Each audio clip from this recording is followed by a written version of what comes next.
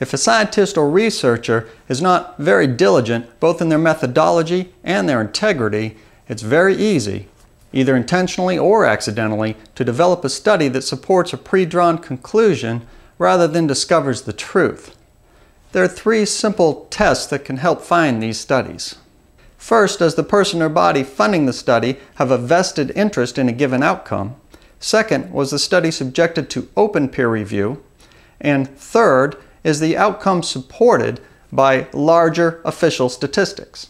In recent years, there have been a number of gun-related studies that blatantly fail all 3 of these tests. Arthur Kellerman's often quoted study concludes that a gun in the home is many times more likely to injure or kill a loved one than an intruder. You'll see different numbers because he revised the study twice. First, 43 times more likely, then 22, and most recently, 2.7. Amidst other problems in methodology, Kellerman's study failed to differentiate whether the gun used to cause injury originated in the home or was brought there by the assailant. Now, this alone could invalidate the results. One peer review on examining Kellerman's own data found that nearly 2/3 of the firearms used to injure or kill were brought to the home by an assailant known to the victims. Because the assailant was known to the victims, these incidents were still counted as a gun in the home injuring or killing a loved one. Another peer review of Kellerman's last study found that the origin of the firearm was known in only 14% of the cases. Secondly, Kellerman admits that his study did not include incidents where burglars were wounded or frightened away by the use or display of a firearm. This is incredibly significant when you consider that the FBI's Bureau of Justice Statistics has found that 91% of all defensive use of guns does not involve the discharge of the firearm. And by the best government estimates, defensive use of firearms exceeds the combined total of all firearm deaths and injuries by 10 times. In another example, there have been 3 studies in the last 6 years that have tried to correlate suicides with gun ownership. All of these studies were paid for in part or whole by anti-gun individuals or organizations.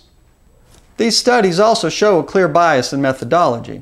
For instance, a 2008 study by the American Psychiatric Association put forward a very carefully worded conclusion that individuals who commit suicide are more likely to have had access to a firearm. There are 3 facts that reveal the bias of this study. First, many of the individuals studied purchased the firearm for the express purpose of committing suicide. Second, the study used a low-ball estimate of gun ownership to establish its baseline, where recent polls have put guns in nearly 50% of American households. Third, larger trends using CDC and FBI data show no correlation between gun ownership and suicide rates. Furthermore, many studies from bodies such as the CDC and the National Academy of Sciences has determined that gun restrictions do not change overall suicide or crime rates. Michael Bloomberg, in his personal crusade against individual liberties, has given nearly $500 million to fund this type of research. Additionally, Obama has made many attempts, both through legislation and executive order, to use tax dollars to fund this research. More of these studies are coming, and the media is all too willing to publish the results without peer review or even basic fact-checking.